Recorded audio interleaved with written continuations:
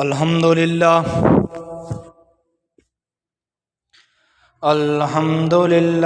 نحمده ونستعینه ونستغفره ونؤمن به ونتوکل علیہ ومن شرور انفسنا ومن سیئات اعمالنا ومن يهده الله فلا مضل له ومن يضلله فلا هادي له ونشهد أن لا إله إلا الله ونشهد أن محمدا عبده ورسوله أما بعد فأعوذ بالله السميع العليم من الشيطان الرجيم بسم الله الرحمن الرحيم يا أيها الذين آمنوا أطيعوا الله وأطيعوا الرسول ولا تبطلوا أعمالكم اللهم صل على محمد وعلى آل محمد كما صليت على إبراهيم وعلى آل إبراهيم إنك حميد مجيد اللهم بارك على محمد وعلى آل محمد كما باركت على إبراهيم وعلى آل إبراهيم إنك حميد مجيد رب اشرح لي صدري ويسر لي أمري واحلل عقدة من لساني يفقهوا قولي رب زدنی علما رب زدنی علما رب زدنی عملا۔ سب سے پہلے تمام تعریفات اللہ رب العزت کی ذات کے لیے خاص ہیں، جس نے ہمیں اشرف المخلوقات میں سے پیدا کیا۔ ہمیں اشرف المخلوقات میں سے پیدا کرنے کے بعد اللہ تبارک و تعالیٰ نے ہمیں پیارے نبی جناب محمد رسول اللہ صلی اللہ علیہ وآلہ وسلم کا امتی بنا دیا۔ پیارے بھائیوں، آپ حضرات کے سامنے جو آیت کریمہ میں نے تلاوت کی ہے، اس میں اللہ تبارک و تعالیٰ واضح طور پر ان لوگوں سے مخاطب ہیں جو نبی کریم صلی اللہ علیہ وآلہ وسلم کے امتی ہیں، اللہ پہ اور اللہ کے پیارے نبی جناب محمد رسول اللہ صلی اللہ علیہ وآلہ وسلم پر ایمان لے آئے ہیں۔ فرمایا یا ایھا الذین آمنوا، اے وہ لوگو جو ایمان لے آئے ہو۔ یہ اعلان ان لوگوں کے لیے ہے جو ایمان لے آئے ہیں۔ اللہ تبارک و تعالیٰ فرماتے ہیں اطیعوا اللہ، اے وہ لوگو جو ایمان لے آئے ہو، میں اللہ تبارک و تعالیٰ کی اطاعت اور فرما برداری کرو۔ فرمایا یا اللہ تمہاری اطاعت اور فرما برداری کیسے کرنی ہے؟ اللہ تبارک و تعالیٰ فرماتے ہیں من یطع الرسول فقد اطاع اللہ، جس نے میرے رسول کی اطاعت اور فرما برداری کر لی وہ ایسے سمجھے کہ اس نے میں اللہ تبارک و تعالیٰ کی اطاعت اور فرما برداری کر لی۔ اطیعوا اللہ اور اس کے بعد اطیعوا الرسول، لیکن ان دونوں کا معنی اور مطلب ایک ہی جگہ بنتا ہے جب ہم اس آیت کو دیکھتے ہیں من یطع الرسول فقد اطاع اللہ، یعنی کہ نبی کریم صلی اللہ علیہ وآلہ وسلم نے جو اپنی زبانی ہمیں بتلایا ہے، چاہے وہ قرآن کی شکل میں ہو یا احادیث کی شکل میں، یا نبی کریم صلی اللہ علیہ وآلہ وسلم نے جو باتیں بتلائیں اور صحابہ کرام نے کر کے دکھایا، یا نبی کریم صلی اللہ علیہ وسلم نے صحابہ کرام کو کر کے دکھایا، یا پھر نبی کریم صلی اللہ علیہ وسلم نے ایسے ہی بتائے ہوئے کچھ باتیں بتلائیں، وہ ساری کی ساری احادیث ہیں، اور ان پر عمل کرنا ایسے ہے جیسے اللہ کی باتوں پر عمل کرنا اور اللہ کے نبی کی باتوں پر عمل کرنا، کیونکہ اللہ کے پیارے نبی جناب محمد رسول اللہ صلی اللہ علیہ وآلہ وسلم اس وقت تک اپنی زبان کو حرکت تک نہیں دیتے جب تک اللہ تبارک و تعالیٰ کا حکم نازل نہ ہو۔ کفار آئے تھے، آ کر نبی کریم صلی اللہ علیہ وآلہ وسلم سے سوالات کرتے گئے، اللہ تبارک و تعالیٰ کی طرف سے وحی نازل ہوتی گئی، نبی کریم صلی اللہ علیہ وآلہ وسلم بتلاتے گئے۔ یہ واقعہ آپ لوگوں نے بارہا سنا ہوگا کہ نبی کریم صلی اللہ علیہ وسلم کے پاس ایک نوجوان آ کر پوچھتا ہے، اللہ کے نبی مجھے بتلائیں کہ روئے زمین پر اللہ تبارک و تعالیٰ کو ایسا زمین کا کون سا ٹکڑا ہے جو اللہ تبارک و تعالیٰ کو بہت ہی پیارا ہے۔ آپ نے بارہا سنا ہوگا، نبی کریم صلی اللہ علیہ وآلہ وسلم نے فوراً جواب نہیں دیا، فرمایا کہ جبرائیل امین آئیں گے، ان سے پوچھ کر بتاؤں گا۔ جبرائیل امین آئے، نبی کریم صلی اللہ علیہ وسلم نے ان سے سوال کیا تو جبرائیل امین نے کیا جواب دیا؟ ہیں تو فرشتے ہی، جبرائیل امین فرشتے ہیں، لیکن انہوں نے کیا جواب دیا؟ اے اللہ کے پیارے نبی جناب محمد رسول اللہ صلی اللہ علیہ وآلہ وسلم، آج تک کسی نبی اور رسول اور پیغمبر نے یہ سوال نہیں پوچھا، اسی لیے اس سوال کا جواب مجھے بھی معلوم نہیں ہے، میں اللہ تبارک و تعالیٰ سے پوچھ کر آپ کو بتاؤں گا۔ اللہ تبارک و تعالیٰ سے سوال پوچھا گیا، جبرائیل امین نے سوال کیا، اللہ تبارک و تعالیٰ نے دو چیزیں بتائیں۔ سوال تو ایک چیز کا پوچھا گیا تھا، لیکن اللہ تبارک و تعالیٰ نے دو چیزیں بتلا دی۔ ایک تو اپنی پسند بتلا دی، اور دوسرا یہ بھی بتلا دیا کہ مجھے کون سی جگہ ناپسند ہے۔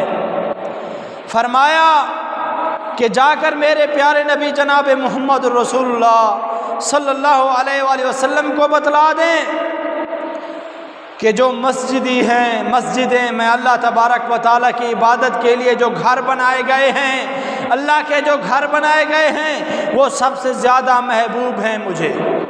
اللہ تبارک و تعالیٰ کو مسجدیں سب سے زیادہ محبوب ہیں، اور فرمایا کہ جو بازار ہیں وہ مجھے پسند نہیں ہیں۔ اللہ تبارک و تعالیٰ نے اپنی پسند بھی بتا دی اور ناپسند بھی بتا دی۔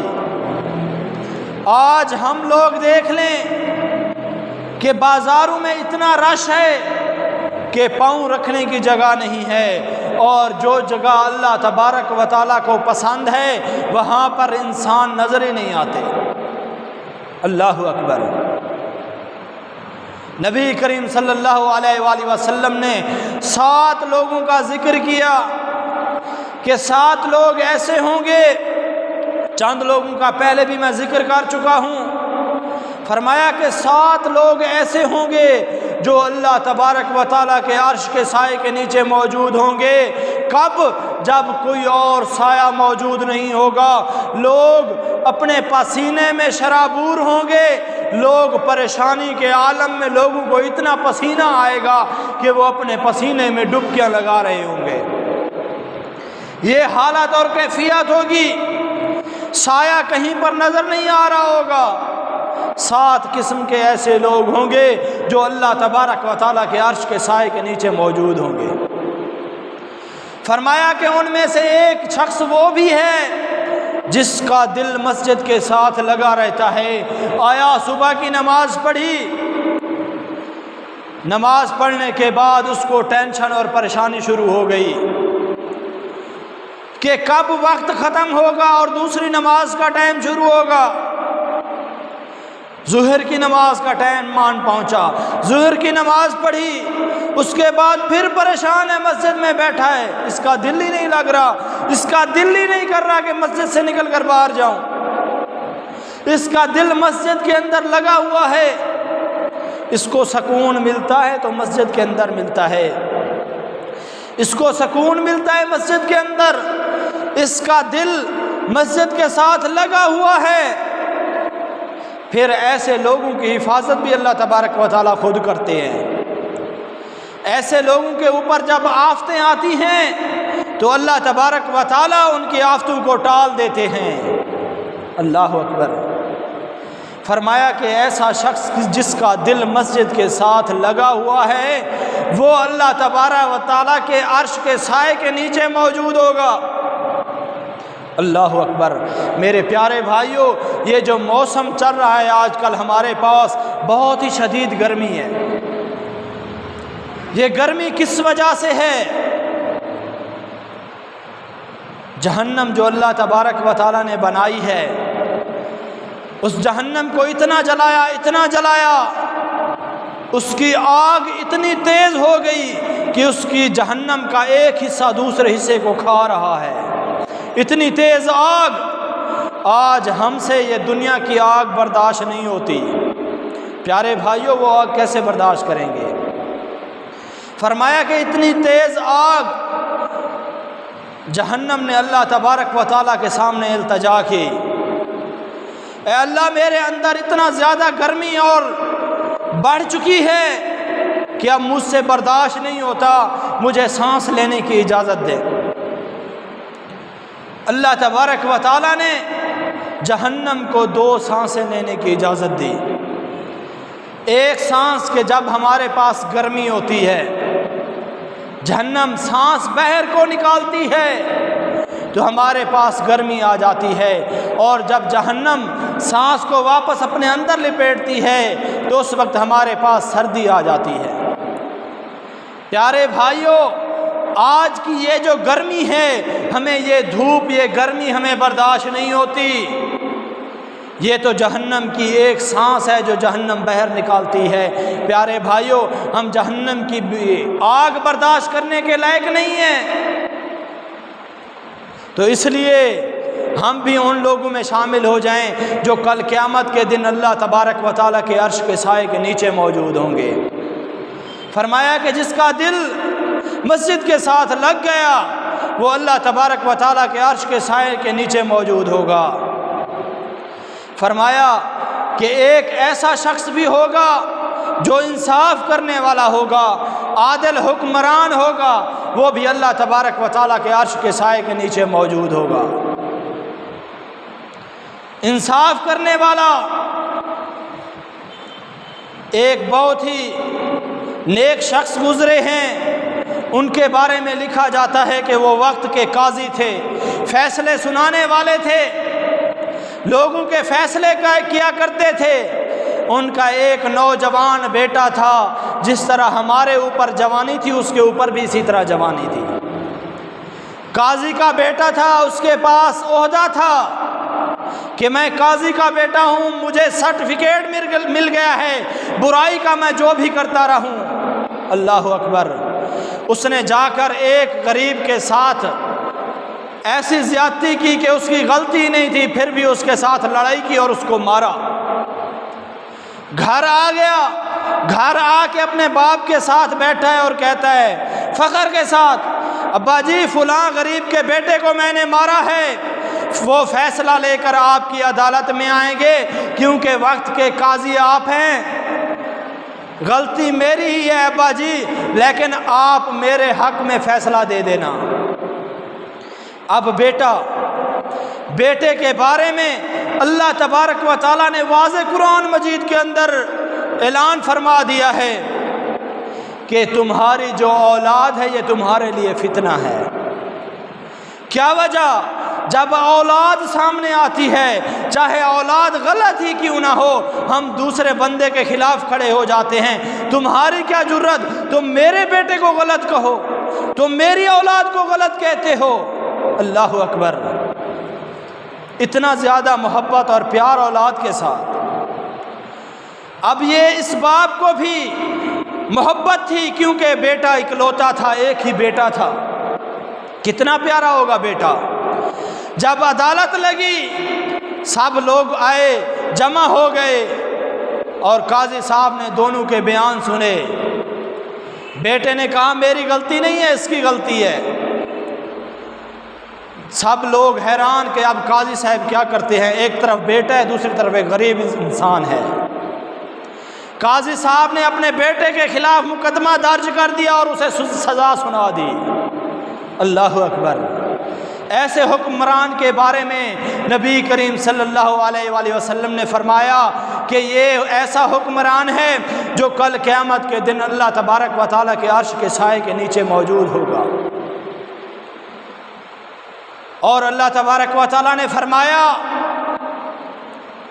آج ہم لوگ دیکھتے ہیں کہ جنازہ ہو، عیدیں ہوں، یا پھر نماز کا ٹائم ہو، جمعے کا ٹائم ہو، ہمارے بزرگوں کی تعداد تو بہت زیادہ ہوتی ہے لیکن نوجوان بہت کم نظر آتے ہیں۔ بس چند علاقے ایسے ہیں جہاں پہ نوجوانوں کا دلی شوق ہے، وہ آ کر دل سے نماز پڑھتے ہیں اور ان کا دل مسجد کے اندر لگ جاتا ہے۔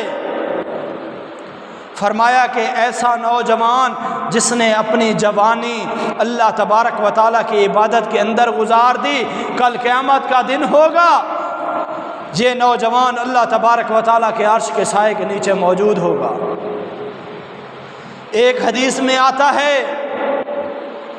کہ کل جب قیامت کے دن اللہ تبارک و تعالیٰ انسان کو جنت میں داخل کریں گے تو انسان کی عمر کا وہ لمحہ ہوگا کہ انسان کی عمر 30 سال سے اوپر اور 33 سال سے نیچے ہوگی، یعنی کہ 30 سے 33 کے درمیان میں اس کی عمر ہوگی، یعنی کہ وہ جوانی کی حالت میں ہوگا، اس کے جسم کے اندر بہت زیادہ طاقت ہوگی۔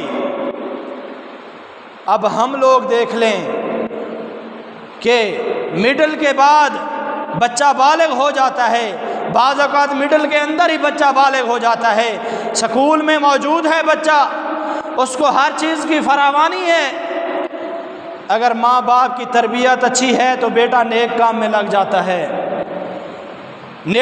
بیٹے کا دل لگ جاتا ہے کہ میں حدیثیں پڑھوں، میں قرآن مجید کا ترجمہ کروں، پھر وہ بیٹا بڑا ہو کر ماں باپ کے لیے دعائیں کرتا ہے، ماں باپ کے لیے باعث فخر بن جاتا ہے۔ اگر بیٹے کی تربیت صحیح طرح سے نہیں ہوئی، اس کی جوانی تو مڈل تک شروع ہو جاتی ہے اور اس کی جوانی کالج یونیورسٹی میں گزر جاتی ہے اور وہ بیٹا بدکاریوں اور گناہوں میں ملوث رہتا ہے۔ 30-35 سال کی عمر ہو گئی، پڑھائی بھی مکمل ہو گئی، اب شادی ہو گئی، بچوں والا ہو گیا، اب جی نمازیں بھی پڑھتے ہیں، عبادت بھی کرتے ہیں۔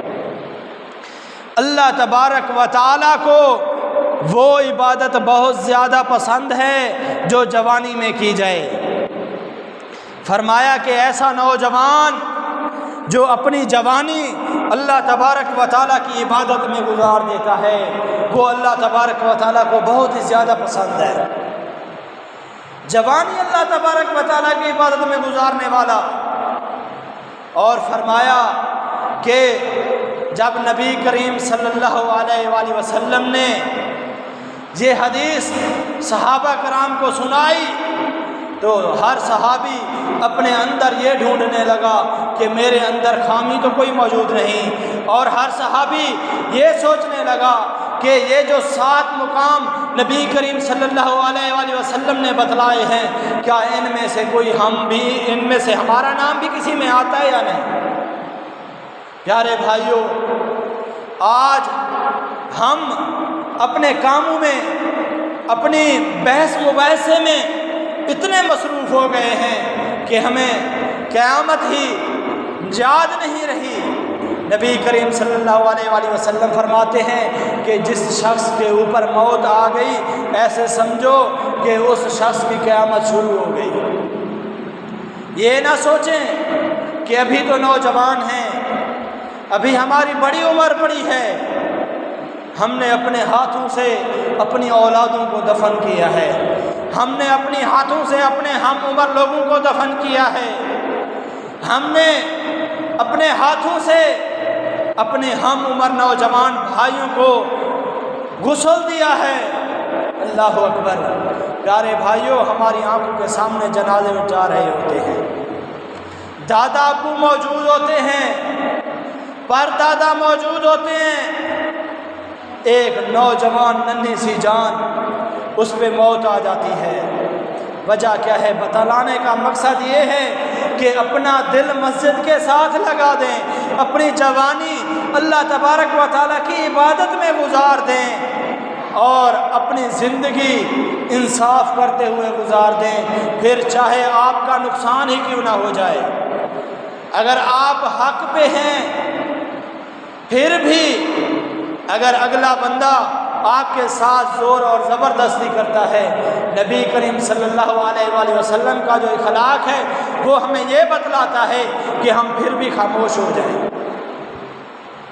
جیسے کہ نبی کریم صلی اللہ علیہ وآلہ وسلم کے پاس ایک شخص آتا ہے، آ کر اپنا رومال، اپنا صافہ اتارتا ہے، اتار کر اپنے رومال کو نبی کریم صلی اللہ علیہ وسلم کی گردن میں لپیٹ لیتا ہے اور کھینچنا شروع کر دیتا ہے۔ پیارے عمر بیٹھے ہوتے ہیں اور تلوار کو نیام سے باہر نکالنا شروع کرتے ہیں، نبی کریم صلی اللہ علیہ وسلم منع کر دیتے ہیں۔ فرمایا کہ اس شخص کا میں نے قرضہ دینا ہے، اسی لیے اسے کچھ نہ کہو۔ اللہ اکبر، یہ تھے اخلاق۔ کیسا اخلاق تھا نبی کریم صلی اللہ علیہ وسلم کا؟ چھوٹے چھوٹے بچے اپنے سکول میں پڑھتے ہیں کہ نبی کریم صلی اللہ علیہ وآلہ وسلم نماز پڑھ رہے ہوتے تھے، سجدے میں جاتے، رکوع میں جاتے، اونٹ کی اوجڑیاں اٹھا کر 3-4 بندے اکٹھے ہو کر نبی کریم صلی اللہ علیہ وسلم کے اوپر رکھ دیا کرتے تھے۔ اللہ اکبر۔ پھر بھی نبی کریم صلی اللہ علیہ وآلہ وسلم نے کسی کا برا نہیں چاہا۔ نبی کریم صلی اللہ علیہ وآلہ وسلم کو پتھر مارے گئے طیف کے مقام پر، اور اتنا لہو بہا کہ آپ کے جوتے تر ہو گئے، آپ کے جوتوں کے اندر خون پہنچ گیا۔ پھر بھی نبی کریم صلی اللہ علیہ وآلہ وسلم نے ان کے لیے بد دعا نہیں کی بلکہ دعا کی۔ آج ہمارا معاملہ الٹ ہو چکا ہے، ہم دعا کی بجائے بد دعائیں کرتے پھر رہے ہیں۔ ہمارے پاس تقریباً 1 سال سے اوپر ہونے کو ہے، ہم نے بارش ہی نہیں دیکھی۔ وجہ کیا ہے؟ کہ ہم نے کبھی اللہ تبارک و تعالیٰ سے دل سے بارش مانگی نہیں ہے، اللہ تبارک و تعالیٰ سے دعائیں نہیں کی ہیں۔ آپ نے یہ واقعہ بارہا سنا ہوگا کہ سب لوگ اکٹھے ہوئے، موسیٰ علیہ السلام دعائیں مانگ رہے ہیں، سب لوگ اکٹھے ہیں، جمع ہیں، دعائیں مانگ رہے ہیں، جی اللہ تبارک و تعالی ہمیں رحمت کی بارش عطا فرما دے۔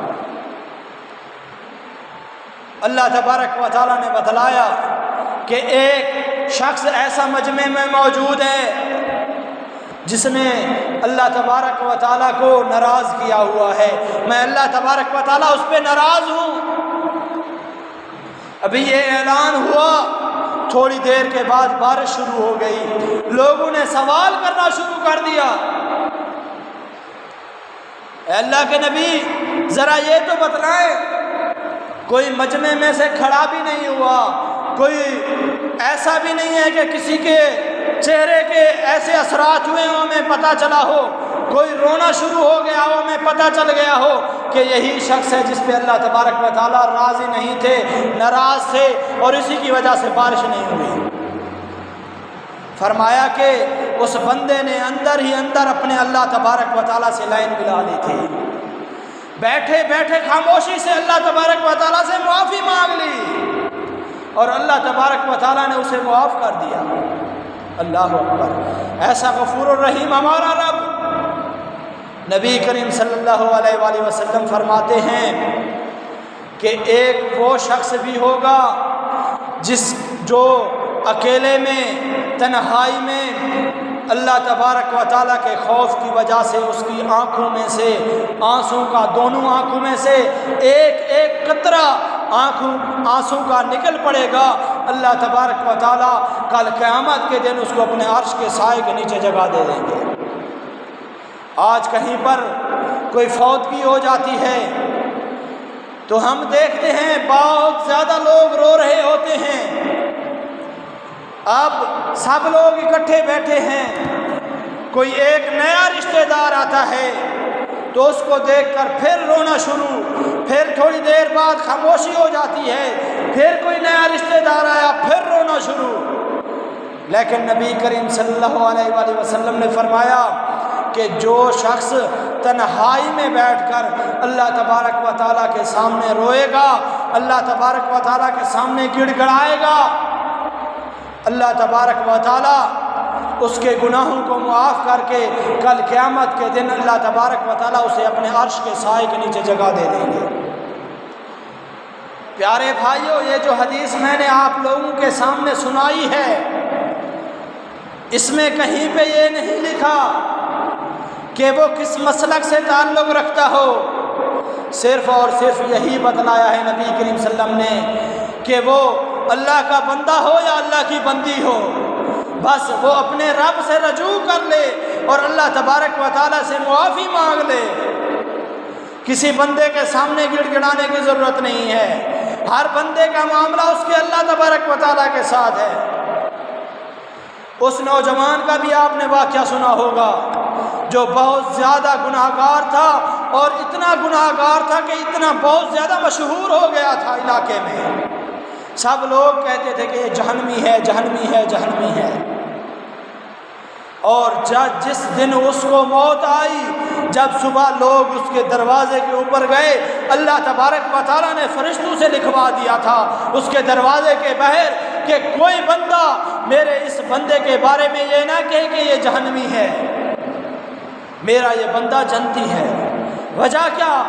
ایک رات کے اندر اس نے اللہ تبارک و تعالیٰ کے سامنے گڑ گڑا کر معافی مانگی، اور اللہ تبارک و تعالیٰ نے اس کو جہنمیوں کی لسٹ میں سے نکال کر اس کو جنتیوں کی لسٹ میں شامل کر دیا۔ اللہ اکبر۔ تو پیارے بھائیوں، اللہ تبارک و تعالیٰ سے دعا ہے اللہ تبارک و تعالیٰ ہمیں بھی ان 7 لوگوں میں شامل کر لیں جو اللہ تبارک و تعالیٰ کے عرش کے سائے کے نیچے موجود ہوں گے۔ اللہ تبارک و تعالیٰ ہمیں اس دنیا کی سختیوں اور قبر کی سختیوں اور قیامت کی سختیوں سے محفوظ فرمائے۔ ہمارے جتنے رشتہ دار فوت ہو چکے ہیں، اللہ تبارک و تعالیٰ ان کی مغفرت فرمائے۔ وما توفیقی الا باللہ۔